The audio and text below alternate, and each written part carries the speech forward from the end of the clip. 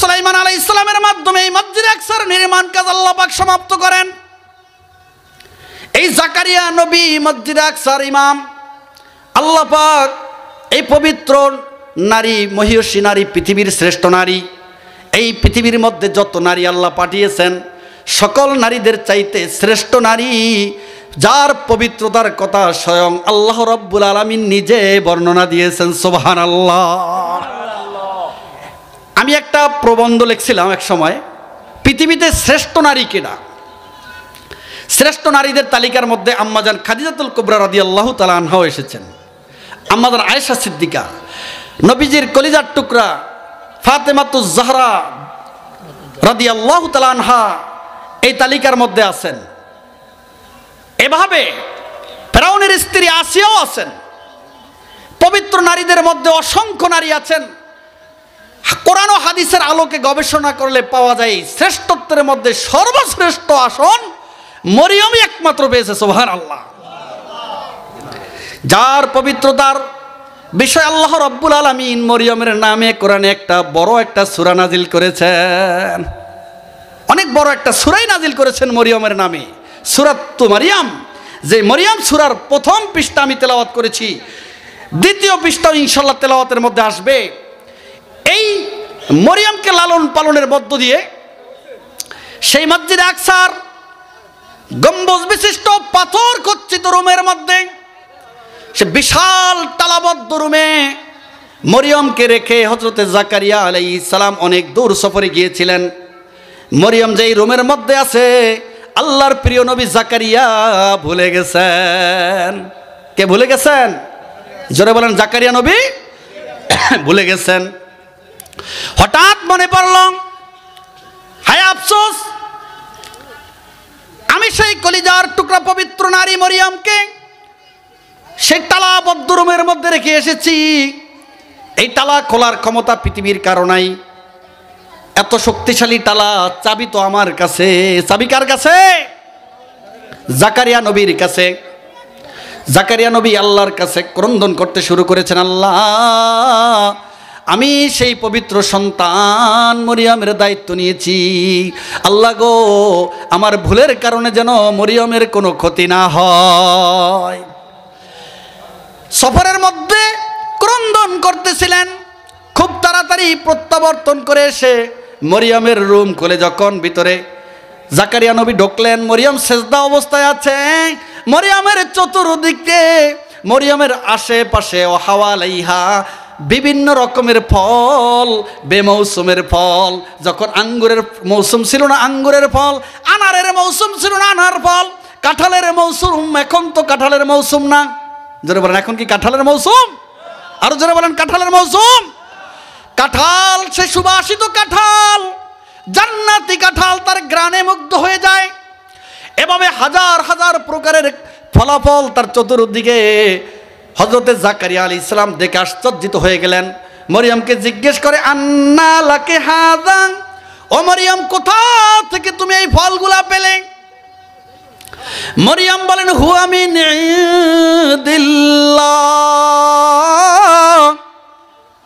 ও খালু জান, এ যত ফল দেখতেছেন, আমি তো তালাবদ্ধ করে আবদ্ধ আছি। আল্লাহর পক্ষ থেকে ফেরেশতা ফলগুলো আমার কাছে এসে পৌঁছিয়ে দিয়েছেন। সুবহানাল্লাহ। একটু জোরে বলবেন, রিজিকের মালিক কে?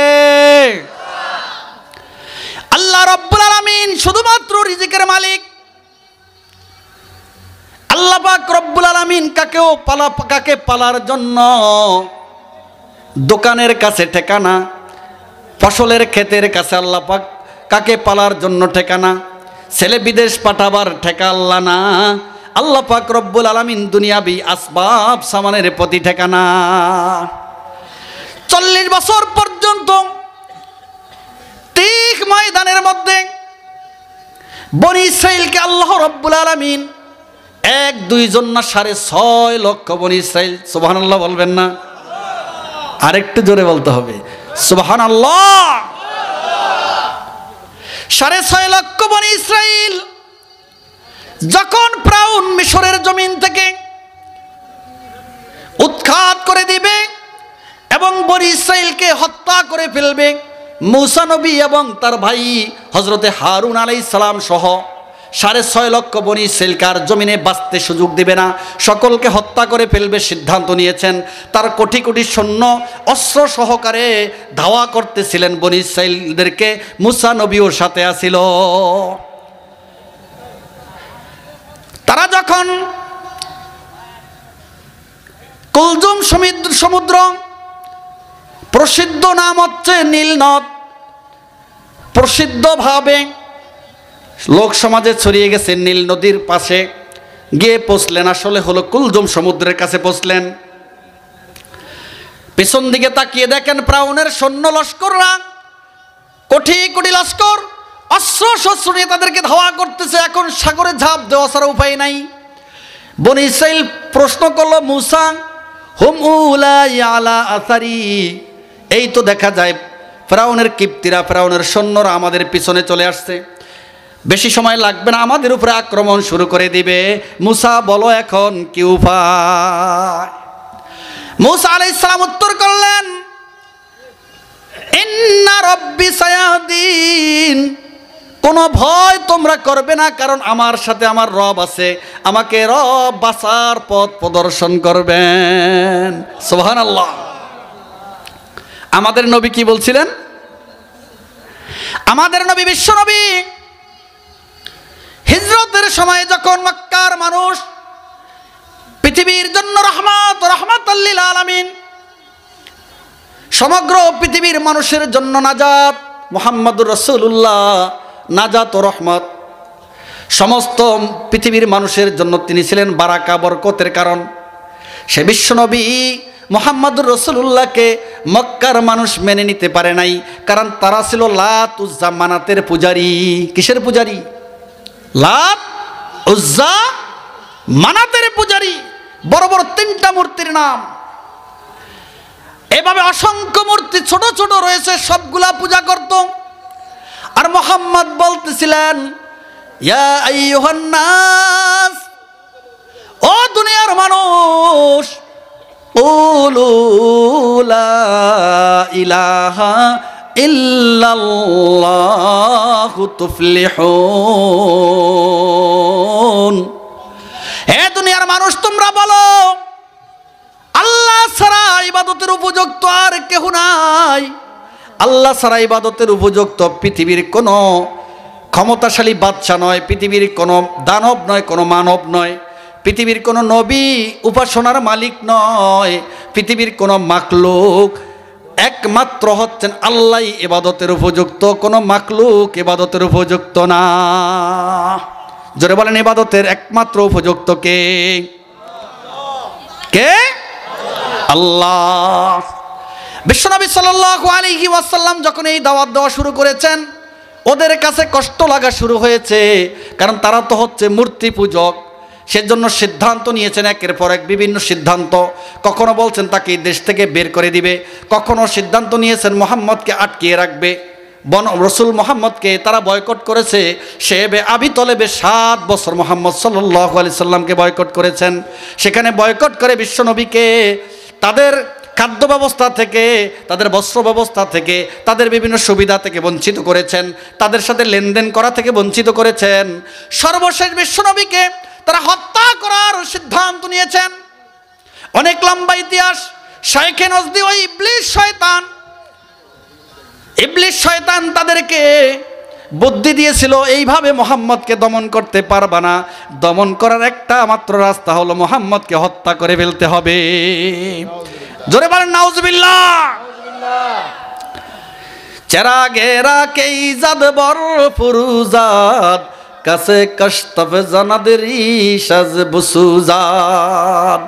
যে বাতিটি জ্বলে ওরে আদেশ বলে খোদ বিদাতার, সে বাতি যে নিবাতে চায় দাড়ি কেবল পরে তাহার, সে বাতি যে নিবাতে চায় দাড়ি কেবল পরে তাহার। জোরে বলেন ঠিক কিনা? বাংলাদেশেও তো হয়েছিল, চেয়েছিল ইসলামের বাতি নিভাই দিবে, আলেম ওলামাদের বাক শক্তি রোধ করে ফেলবে, আলেমদেরকে খাসাবদ্ধ করে 1000 বছর পর্যন্ত শাসন চালাবে, ক্ষমতা চালাবে। আল্লাহ বলেন এবার তোমার শের পুড়ে গেছে, ঠিক কিনা? এবার তোমার খাওয়া শেষ। বাশার আল আসাদ এবং তার পিতা, এই দুই জালেম মিলে সিরিয়াতে সুন্নি মুসলমানদের 10 লক্ষ মুসলমানদেরকে শহীদ করেছে। নাউজুবিল্লাহ বলবেন। কত লক্ষ? 10 লক্ষ সুন্নি মুসলমান শহীদ করেছেন। সর্বশেষ বেপরোয়া হয়ে ডাইরেক্ট গুলি করে, ডাইরেক্ট বোম্বিং করে সুন্নি মুসলমান, আমরা যারা সুন্নতের অনুসারী, আমরা যারা আহলে সুন্নত ওয়াল জামাতের অনুসারী, এই অনুসারী মুসলমানদেরকে যেখানে পায় সেখানে হত্যা করা শুরু করেছে, একেবারে বেপরোয়া। আল্লাহ রাব্বুল আলামিন মুসলমানদের ইমানি তাকত আর শক্তি বৃদ্ধি করে দিয়েছেন। মুসলমানদেরকে নেতৃত্বে দেওয়ার মতো এক মহাপুরুষ জিলানী নাম, ওই জিলানীকে মুসলমানদের মাঝে নেতৃত্বের জন্য পাঠিয়ে দিয়েছেন। তার হাত ধরে মুসলমান সুন্নিরা যুদ্ধ চালিয়েছে। মাত্র অল্প কয়েকদিনের ভিতরে ওই জালেম বাশার আল আসাদ সিরিয়ার মাটি ছেড়ে উড়াল দিতে বাধ্য হয়েছে, ঠিক কিনা?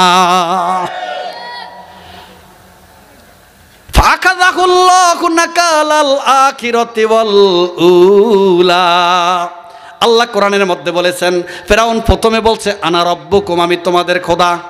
প্রথমে কি বলছিল? জোরে বলেন, কি বলছিল? আমি তোমাদের খোদা। শেষে আবার বলছেন, যখন শের পুড়ে গেছে, আনা রব্বুকুমুল আলা, আমি তোমাদের বড় খোদা। তখনই আল্লাহ রব্বুল আলামিন তার উপরে রাগান্বিত হলেন। তার অন্তরের মধ্যে ধ্বংসের দিকে দৌড়ানোর জন্য ব্যবস্থা করে রাস্তা রেখে দিব। তারাও ভাববে যে তারা ওই রাস্তা দিয়ে পার হতে পারবে। আসলে পার হতে পারবে না। পার হতে, এই রাস্তা আল্লাহ পাক কাদের জন্য বানিয়েছেন? বনি ইসরাইলের জন্য। নবীর উত্তরসূরি এবং ইয়াকুব আলাইহিস সালামের বংশের মানুষ হযরতে মূসা নবীর অনুসারীদের জন্য রাস্তা বানিয়েছেন। এই রাস্তা একমাত্র মূসা আলাইহিস সালাম এবং বনি ইসরাইল চলবে। তার রাস্তা পেরিয়ে তিহ ময়দানে চলে গেছেন। কোথায়? জোরে বলেন, কোথায়? তিহ ময়দানে। এই তিহ ময়দানে তারা যখন পৌঁছে গেছেন, এদিক দিয়া ফিরআউনের লস্কর এবং সৈন্যরা ভাবছে আমাদের জন্য রাস্তা আছে, আমরাও তাদের পিছনে ধাওয়া করি। যখন সাগরের মাঝখানে পৌঁছে গেছে, রাস্তাটা কিন্তু ছিল একবারে মাটির উপর দিয়ে, পানির উপরে নয়, পানি সরে গিয়ে রাস্তা হয়েছে। যখন মাঝামাঝি বসলেন, চতুর্দিক থেকে পানি এসে প্লাবন শুরু হয়ে যায়। উলট পালটার বন্যা প্লাবন যখন শুরু হয়ে যায়, ফিরআউনের সকল সৈন্যরা ওখানে জাহান্নাম রসিদ হয়ে যায়। প্রত্যেকটা সৈন্যই ওখান থেকে জাহান্নামে চলে যায়। আলহামদুলিল্লাহ বলবেন না? নাউজুবিল্লাহ, আলহামদুলিল্লাহ। এদেশের তাগুত আর নাস্তিকরা পালিয়েছে। জোরে বলেন আলহামদুলিল্লাহ। স্বৈরাচার পালিয়েছে, আলহামদুলিল্লাহ বলেন। স্বৈরাচার পালিয়েছে, জোরে বলেন আলহামদুলিল্লাহ। ফ্যাসিস্টেরা পালিয়েছে, আলহামদুলিল্লাহ। জালেমেরা পালিয়েছে, আলহামদুলিল্লাহ। তাগুতেরা পালিয়েছে, আলহামদুলিল্লাহ। আমরা চাই আবার যেন ফিরআউনি শাসন ব্যবস্থা বাংলাদেশে কায়েম না হয়। ফিরআউনি কোনো শাসন ব্যবস্থা যদি আবার বাংলাদেশে আসে, আমরা ছাত্র জনতা, মধ্যবয়সের জোয়ান বয়সের নারী পুরুষ সকলকে নিয়ে আবার গণঅভ্যুত্থান শুরু করব। রাজপথে নেমে যাব বুকের তাজা রক্ত দিয়ে। এদেশের মুসলমান, এদেশের বাসিন্দাদেরকে, এদেশের ইসলামকে, এদেশের সার্বভৌমত্বকে রক্ষা করে কেউ বা জীবন দিয়ে শহীদ হব, আবার কেউ জীবন বাঁচিয়ে গাজী হয়ে যাব। রাজি আছেন তো? রাজি আছেন? লিল্লাহে তাকবীর। আরো জোরে লিল্লাহে তাকবীর। জীবন দিলে শহীদ আর বেঁচে গেলে গাজী, দুই দলে বিনা হিসেবে জান্নাতি। সুবহানাল্লাহ। বাঁচলেও জান্নাতি, মরলেও জান্নাতি। উভয় দলের জন্য আল্লাহ পাক রব্বুল আলামিন জান্নাতের ঘোষণা করেছেন। যদি ঈমান থাকে আমার যেই ভাইয়েরা, সত্যের জন্য, ইসলামের জন্য, মানব অধিকার আদায়ের জন্য এদেশের ফ্যাসিস্টের হাত থেকে মানুষকে বাঁচাবার জন্য যুদ্ধ করেছে, ওই মানুষগুলা শহীদ হয়ে যাবে, কোনো সন্দেহ নাই। জোরে বলেন ঠিক কিনা? যাদের নিয়তের মধ্যে খারাপই ছিল, ক্ষমতা অর্জন উদ্দেশ্য ছিল, দুনিয়াবি মাকসাদ ছিল, মরলেও তারা শহীদ হবে না, মরলেও শহীদ হবে না। কারণ হাদিসে পাকের মধ্যে আছে, কিয়ামতের ময়দানে এক ব্যক্তি গলা কেটে শহীদ হয়েছে, এমন ব্যক্তি রক্ত ঝরবে তার গলা থেকে, দেহ থেকে।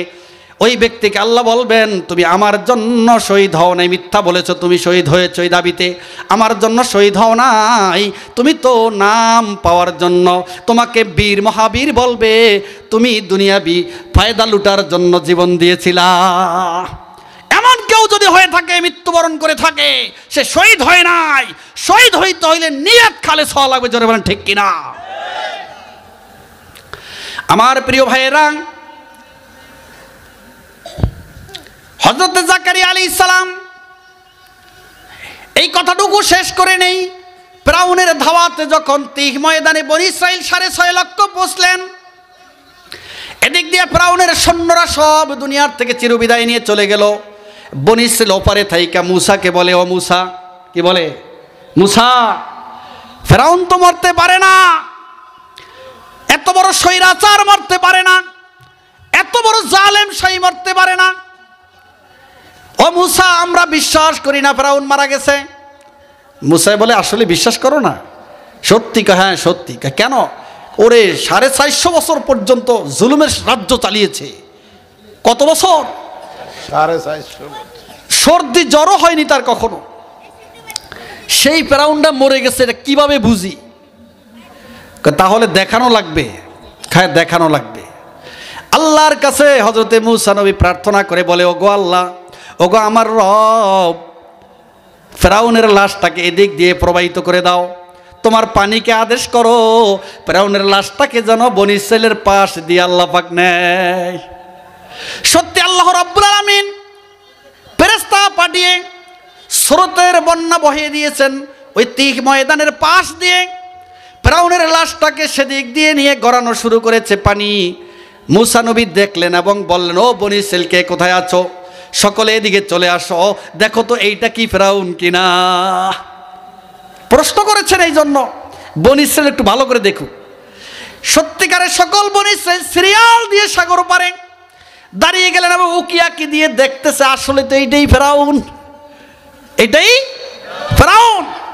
এবার বনী ইসরাইল কি হলেন? পরিতৃপ্ত হলেন, আল্লাহর নেয়ামতের শুকরিয়া আদায় করলেন। এই জাতিরা বড় টেরা জাতি। এই যে বর্তমানে ইসরায়েল দখল করেছে, ফিলিস্তিনের উপরে নির্যাতন করছে ইসরায়েল, এরাও কিন্তু বনী ইসরাইল। এরা জালেম, তাওরাতকে অস্বীকার করেছিল, জবুরকে ইনজিলকে অস্বীকার করে, ইনজিলের সাথে তাওরাতের সাথে জবুরের সাথে বেয়াদবি করে ওরা ধ্বংস হয়ে গেছে। আল্লাহ রাব্বুল আলামিন তখনই উম্মতে মুহাম্মাদীকে আবার জমিনে পাঠিয়েছেন। সুবহানাল্লাহ। এই উম্মতে মুহাম্মাদীকে আল্লাহ পাক রব্বুল আলামিন কবুল করেছেন। কিয়ামত পর্যন্ত উম্মতে মুহাম্মাদী মহাগ্রন্থ আল কোরআনের উপরে আমল যতদিন করবে, ততদিন পর্যন্ত উম্মতে মুহাম্মাদী পৃথিবীর জমিনে মাথা উঁচু করে থাকবে। উম্মতে মুহাম্মাদীকে পৃথিবীর সকল শক্তি পরাশক্তি ভয় করবে। এখনো আমেরিকা বড় শক্তিশালী দেশ, উম্মতে মুহাম্মাদীকে ভয় করে কিনা জোরে বলেন? আসতে বলতেছেন কেন? উম্মতে মুহাম্মাদীকে ভয় করে না? করে না? ওসামা বিন লাদেন বিশ্বের মধ্যে মহান এক সন্তান, আরব বিশ্বের এক মহান সন্তান, বীর মুজাহিদ। এই ইসলামিক জিহাদ ব্যবস্থা, খেলাফত ব্যবস্থার জন্য তার সকল কোটি কোটি ডলার টাকা আল্লাহর রাস্তায় জিহাদ করে পৃথিবীর বুকে আল্লাহ পাকের কোরআনী আইন খেলাফত ব্যবস্থা চালু করার জন্য উৎসর্গ করেছিলেন। সে ওসামা বিন লাদেনের ভয়ে আমেরিকা থরথর করে কাঁপছিল। ঠিক কিনা জোরে বলেন? টুইন টাওয়ার হামলা হয়েছিল ওসামা বিন লাদেনের যুগে, তার আতঙ্কিত হয়ে গেছে, হায় হায় ওসামা বিন লাদেন যদি বেঁচে থাকে আমেরিকার অস্তিত্ব থাকবে না। এই বিশাল টাওয়ার, আমেরিকার জমিনের সবচেয়ে বড় টাওয়ার, ওসামা বিন লাদেন আফগানের জমিনে থাইকা মুহূর্তের ভিতরে টুইন টাওয়ারকে ধ্বংস করে ফেলছে। সেই ওসামা বিন লাদেন যদি বেঁচে থাকে তাহলে আমাদের কোনো উপায় থাকবে না। ওসামা বিন লাদেন কয়, ঠিক আছে, আমাকে যখন তোমরা হত্যাই করবা, আমাকে যখন তোমরা শহীদই করবা, আমি লক্ষ্য ওসামা বিন লাদেন তোমরা আমাকে পাওয়ার আগে তৈরি করে ফেলবো। সত্যিকারে ওসামা বিন লাদেন বীর মুজাহিদ, লক্ষ লক্ষ বীর মুজাহিদ, অস্ত্র প্রশিক্ষণ করা, ওদের আতঙ্ক ধরানেওয়ালা, ওদের বুকে বুলেট মারার মতো যোগ্য, বুলেট নিজে বানাতে পারে এমন যোগ্য বীর মুজাহিদ Osama bin Laden lakh lakh তৈরি করে ফেলেছেন। সুবহানাল্লাহ। ওসামা বিন লাদেন জানতেন আমেরিকা যখন তাকে খুঁজতেছে আর ছাড় দিবে না, তার আগে Osama bin Laden lakh lakh যুদ্ধস্ত্র বানানেওয়ালা মুজাহিদ, শুধু মুজাহিদ না, গুলি চালাতে পারে এমন মুজাহিদ না, তরবারি চালাতে পারে এমন মুজাহিদ না, যারা স্বয়ং নিজেরা অস্ত্র তৈরি করতে পারে, যারা বিভিন্ন রকমের অগ্নি অস্ত্র তৈরি করতে পারে, ক্ষেপণাস্ত্র তৈরি করতে পারে, এমন দামি দামি সৈন্য তৈরি করে গেছেন। সুবহানাল্লাহ। আজকে যাদেরকে আমেরিকা ভয় করতেছে, যাদের ভয়ে আফগানের জমিন থেকে ওই তাগুত স্বৈরাচারের পরাশক্তি দাড়ি সৈন্যরা পালিয়ে চলে গেছে। সুবহানাল্লাহ। আফগানিস্তানে এখন ইসলামিক খেলাফত ব্যবস্থা, এই মহাগ্রন্থ আল কোরআনের শাসন ব্যবস্থা কায়েম হয়ে আছে। ইনশাআল্লাহ নিয়ত করেছি আফগানিস্তানে যাব, কোরআনী শাসনের অধীনে কমপক্ষে 1 বছর থেকে অন্তরকে শীতল করে দেশে চলে আসব, এই নিয়ত করেছি। আল্লাহ পাক কবুল করে বলেন আমিন। আমাদের সকলকে যাওয়ার তৌফিক দান করে বলে আমিন। ইনশাআল্লাহ নিয়াত গুণেই বরকত। নিয়াতুল মুমিনে খায়রুম মিন আমালি, মুমিনের নিয়ত আর আমলের চাইতে শক্তিশালী। ইসলাম ও ইসলামিক খেলাফত ব্যবস্থা বুঝার জন্য, রাষ্ট্র পরিচালনা সুচারুরূপে মানহাজে নববীর উপরে রাষ্ট্র পরিচালনার যোগ্যতা অর্জন করতে হলে ওই বীর মুর্শিদের সোহবতে থাকতে হবে, কোনো সন্দেহ নাই। আলহামদুলিল্লাহ, একদিনেই এই সিরিয়ার জমিনে, পুরো সিরিয়া ও শাম দেশ, মুলকে শাম যতটুক ছিল, পুরো শাম দেশ এলাকা, সেটা হবে কিয়ামতের ময়দান। কি হবে? এটা কিয়ামতের ময়দানের প্রথম অংশ হবে। এই কিয়ামতের ময়দান যেখানে কায়েম হবে, এই সিরিয়া রক্ষার জন্য আরো কিন্তু মালহামা, ঘোর বিশ্বযুদ্ধ শুরু হবে। লক্ষ লক্ষ কোটি কোটি মুসলিম ইমানদার জীবন দিয়ে জান্নাতে বিনা হিসাবে চলে যাবে। এই সিরিয়ায় ঘোরতর যুদ্ধ হবে, এই আফগান জমিতে আবার যুদ্ধ হবে, এই পাকিস্তান আবার যুদ্ধ হবে, পূর্ব পাকিস্তান বাংলায় যুদ্ধ হবে, হিন্দুস্তানে ঘোর কারবালা যুদ্ধ হবে, মালহামা প্রতিষ্ঠিত হবে, 1999 জন শাহাদত বরণ করবে আর জাহান্নাম রসিদ হবে 999টা পৈত্তলিক কাফের। জোরে বলেন ঠিক কিনা? ইনশাআল্লাহ সেই যুদ্ধে যারা অংশগ্রহণ করবেন, বিশ্বনবী বলেন, আল্লাহর রাসূল সাল্লাল্লাহু আলাইহি ওয়াসাল্লামের একটি সহিহ হাদিস নাসাই শরীফে এসেছে, ইসাবাতান মিন উম্মতি কদ হাররাকুমা মিনান নার। আমার উম্মতের দুইটি দল, তাদেরকে আল্লাহ পাক রব্বুল আলামিন জাহান্নাম থেকে মুক্তির ঘোষণা করেছেন, আগের থেকে মুক্তির ঘোষণা করে দিয়েছেন। দুইটি দল কয়টি? ইসাবাতুন তাকজুল হিন্দ, একটা বড় কাফেলা, মুজাহিদ কাফেলা, যারা এই পাক ভারত মহাদেশে যুদ্ধ পরিচালনা করবে, গাজী হবে তবুও জান্নাতি। আল্লাহ পাক কবুল করে বলি আমিন। সেই যুদ্ধ আসলে খোদার কসম করে বলছি, নিজের সকল মাল জান ব্যয় করে সর্বপ্রথম কাতারবন্দি আমি হয়ে যাব ইনশাআল্লাহ। রাজি আছেন তো ইনশাআল্লাহ? যদি রাজি থাকেন তাহলে জান্নাতি, রাজি থাকলে জান্নাতি। এই দেশের সার্বভৌমত্ব রক্ষার জন্য, মুসলিমদের ঈমান রক্ষার জন্য, মুসলিম উম্মার জীবন রক্ষার জন্য, আমার প্রিয় মা বোনদের পর্দা রক্ষার জন্য, ইজ্জত রক্ষার জন্য, তাদের তাদেরকে গ্রেফতার করে আমার মা বোনদের সাথে ওই জালেম পৈত্তলিকরা বেবিচারি করবে, সেই বেবিচারি থেকে মা বোনদেরকে মুক্ত করার জন্য আমরা জীবন দিতে রাজি আছি তো ইনশাআল্লাহ। এই হলো গাজওয়াতুল হিন্দ, আসন্ন, খুব তাড়াতাড়ি ধেয়ে আসতেছে। দেখেন না বর্ডারে এসে হামলা করে, কখন জানি আবার ধাওয়া করে, আবার এদিক দিয়ে ব্যস্ত রাইকা পিছন দিয়ে হামলা করবে, সেই সিদ্ধান্ত নিতে চাচ্ছে। ওই ভারতে বসে জালেম স্বৈরাচারের দোসররা, বাংলার শত্রুরা সেখানে গিয়ে এখন বিভিন্ন বুদ্ধি দিতে আছে কি আছে না, জোরে বলেন ঠিক কিনা? এখন কাম শুধু এইটাই, আকাম। তাদের কাম জাতির সবচেয়ে নিকৃষ্ট আকাম। এই জাতিকে ফাঁদে পালাবার জন্য যত আকাম আছে সব করবে। কোন সময় জানি আক্রমণ করে বলা যায় না, বলা যায় না, বলা যায় না, জোরে বলেন ঠিক কিনা? আসতে বললেন, বলা যায়? চালা বলা যায় না। কখন জানি আক্রমণ করে এই জালেমরা, তখন কিন্তু বাঁচার উপায় থাকবে না। যদি বলেন যে আমি ইমানদার, আপনার উপর আক্রমণ করবে। আর যদি আপনি বলেন না আমার ইমান নাই, নাউজুবিল্লাহ বলবেন না? আরো জোরে বলেন নাউজুবিল্লাহ। একদল স্বৈরাচারের দোসর মুসলমানের ঘরে সন্তান হয়েও তারা ওই জালেম হিন্দুদের সাথে যুক্ত হয়ে যাবে এবং বলবে আমি মুসলমানদের ধর্মের মধ্যে নাই। জীবন বাঁচাবার জন্য, ইমান বাঁচাবার জন্য চেষ্টা করবে না, ও জীবন বাঁচাবার জন্য, সম্পদ বাঁচাবার জন্য ওই ইন্ডিয়ার জালেমদের সাথে যুক্ত হয়ে যাবে। নাউজুবিল্লাহ। কোন মুসলমান হিন্দুত্ববাদের সাপোর্ট করতে পারে না, খোদার কসম করতে পারে না। হিন্দুত্ববাদের সাপোর্ট করলে ইমান থাকবে না, থাকবে না, থাকবে না, কাফের হয়ে যাবে, কাফের হয়ে যাবে, কাফের হয়ে যাবে। জোরে বলেন ঠিক কিনা?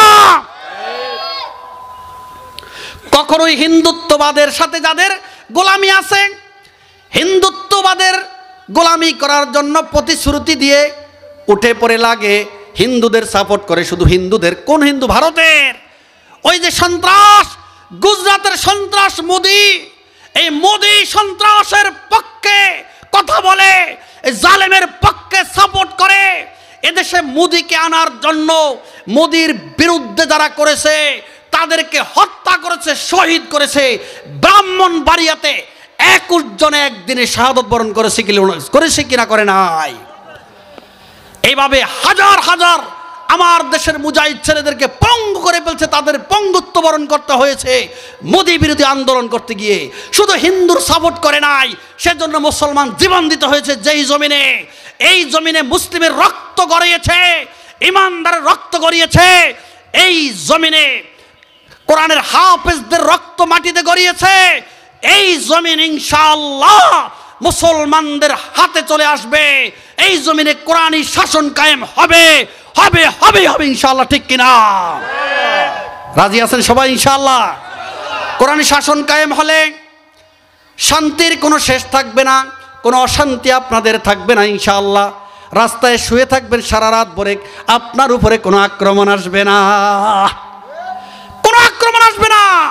ইসলামী শাসন ব্যবস্থা চান কারা কারা দেখি? ইমানদার, মজবুত ইমানদার কাদের কারা কারা আছেন? হাত উঠান তো দেখি। লিল্লাহি তাকবীর। আল্লাহ তুমি আমাদেরকে কবুল করো, আমিন। আল্লাহ রাব্বুল আলামিন সেই বনী ইসরাইলকে যখন ওপার চলে যায়, ফিরআউন সহ ফিরআউনের সকল সৈন্যরা, এই তাগুত স্বৈরাচারদেরকে আল্লাহ পাক রব্বুল আলামিন ধ্বংস করে দিয়েছিলেন। তারপরে 6.5 লক্ষ বনী ইসরাইল 40 বছর পর্যন্ত তিহ ময়দানে আসমানি রিজিক খাওয়াই আল্লাহ পাক তাদেরকে পালছে। সুবহানাল্লাহ। আল্লাহ রাব্বুল আলামিন পালার জন্য কোন আসবাবের মোকাপেক্ষী হওয়া লাগে না। আল্লাহ রাব্বুল আলামিন কাহাকেও পালার জন্য কোন আসমানি রিজিক ছাড়া জমিনের কাহারও প্রতি আল্লাহ পাক কোনো মোকাপেক্ষী হবেন না। আল্লাহ রাব্বুল আলামিন কোনো আসবাব জগতের কারো প্রতি মোকাপেক্ষী না। আল্লাহ পাকের কাছে সাগর, মহাসাগর, মহাসাগর রয়েছে রিজিকের।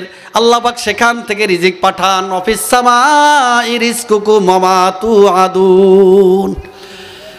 আসমানে তোমাদের রিজিক এবং যেই জান্নাতের ওয়াদা তোমাদেরকে করা হয়েছে সেই জান্নাত কোথায়? জোরে বলেন কোথায়?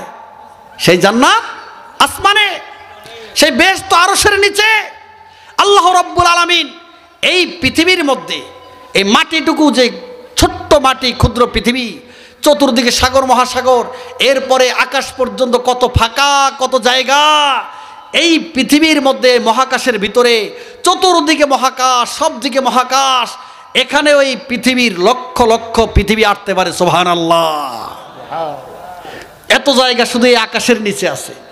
দ্বিতীয় আকাশ কত বড়, তৃতীয় আকাশ কত বড়, কত ফাঁকা, চতুর্থ কত বড়, পঞ্চম কত বড়, ষষ্ঠ কত বড়, সপ্তম আকাশ কত বড়, তারপরে আল্লাহ পাকের আরশ পর্যন্ত কত জায়গা, কত ফাঁকা, কত ফাঁকা। সুবহানাল্লাহ। সেখানে কত কোটি কোটি কোটি কোটি জান্নাত আসবে। আল্লাহ পাকের আরশের নিচে সকল জান্নাত। এই জান্নাতে আমাদের সকলকেই যেতে হবে। আল্লাহ পাক কবুল করে বলি আমিন। এবার আমরা কোরআনে হাকিমের আয়াতের সারমর্ম তর্জমা অনুবাদ করে চলে যাব। হযরত জাকারিয়া নবী যখন দেখলেন মরিয়মের এখানে বেমৌসুমে মৌসুমি ফল, বেমৌসুমে আশ্চর্য ধরনের ফল, এখন কাঁঠালের সিজন না কিন্তু কাঁঠাল, আনারসের সিজন না আনারস, কোথা থেকে আসবে? এই দেখে হযরত জাকারিয়া আলাইহিস সালাম চিন্তা করলেন, আমাকেও তো আল্লাহ পাক রব্বুল আলামিন বেমৌসুমে পাঠাইছে, বয়স 90 ছাড়িয়ে গেল, সন্তান দেননি, আমার স্ত্রী আজুজা আকিমা, বয়স হয়ে গেছে, বার্ধক্যপনীত হয়েছে আমার স্ত্রী, চেহারার চামড়া ঢিলা হয়ে গেছে, ঠোঁট নেমে গেছে, শরীরের চামড়া একেবারে ঢিলা হয়ে গেছে। এই মুহূর্তে আল্লাহ পাক রব্বুল আলামিন মহান কাদের মুতলাক, তিনি এখনো সন্তান দিতে পারেন। সুবহানাল্লাহ। সন্তান দেওয়ার জন্য তার কাছে কোনো মৌসুম লাগে, জোয়ান হওয়া লাগে না। হযরত জাকারিয়া আলাইহিস সালাম আবার দোয়া করা শুরু করলেন মরিয়মের কক্ষ থেকে বের হয়ে, ওগো আল্লাহ, তুমি বেমৌসুমে মরিয়মকে ফল পাঠাইতে পারো, বেমৌসুমি ফল তোমার কাছে এসে গেছে, সন্তান দেওয়ার জন্য তোমার কাছে মৌসুমের প্রয়োজন নাই, আমার জীবনও লাইফের মৌসুম শেষ হয়ে গেছে, এই মুহূর্তে তুমি আমাকে সন্তান দাও গো আল্লাহ। এই দোয়াগুলি কোরআনে হাকিমে আল্লাহ পাক কিভাবে বলে দেখেন, যিকরু রহমাতে রব্বিকা আবদাহু জাকারিয়া। এখন শুরু হবে ঘটনা ধারাবাহিক। বিরক্ত হচ্ছেন নাকি?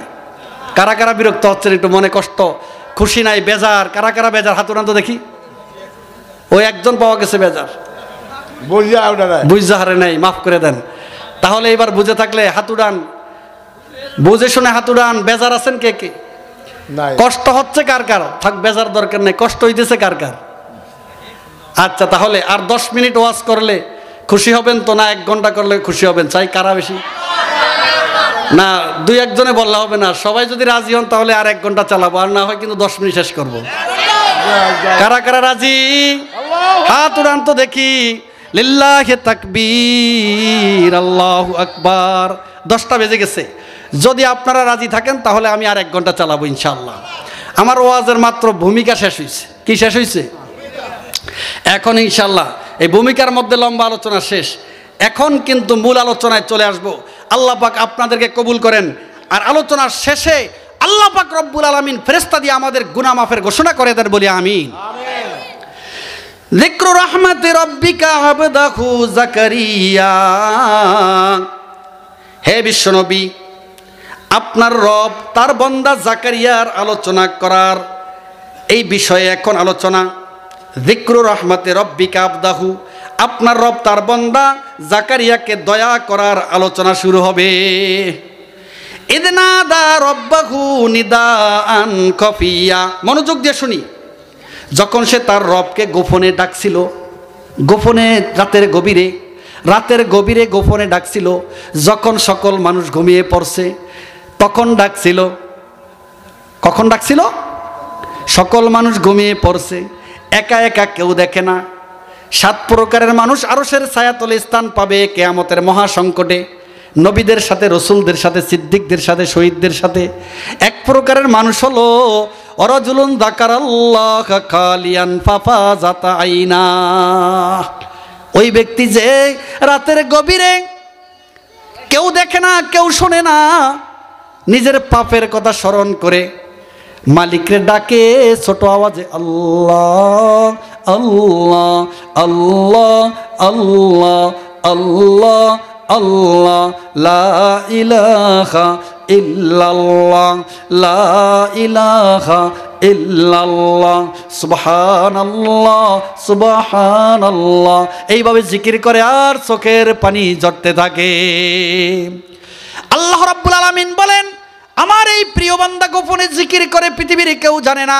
আমি মালিক কাল কিয়ামতের ময়দানে তার ইখলাসের কারণে, তার একনিষ্ঠতার কারণে, আমার সন্তুষ্টি অর্জন শুধু তার অন্তরে মাকসাদ থাকার কারণে, পৃথিবীর কোনো মানুষ দেখুক এই চিন্তা তার অন্তরে না থাকার কারণে, পৃথিবীর কোনো মানুষ তার প্রশংসা করুক এই চিন্তা তার অন্তরে না থাকার কারণে, আমি মালিক খুশি হয়ে আমার এই বান্দা নবীও না, রসুলও না, সিদ্দিকও না, শহীদও না, আমি তাকে নবী, রসুল, সিদ্দিক, শহীদদের সাথে আসরের ময়দানে আরশের ছায়াতলে স্থান দান করলাম।